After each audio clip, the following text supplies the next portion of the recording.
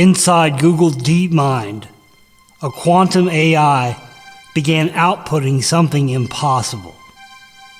A clean, repeating pattern that predicted weather shifts, market moves, and seismic spikes, but not from data.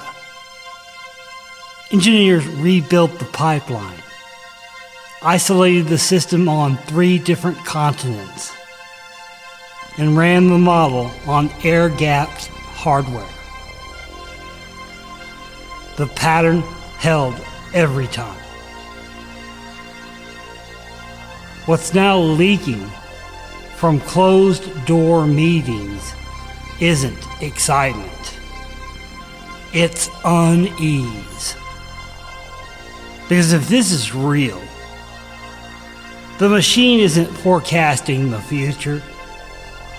It's reading something already written into time. They're calling it the Chen Signature.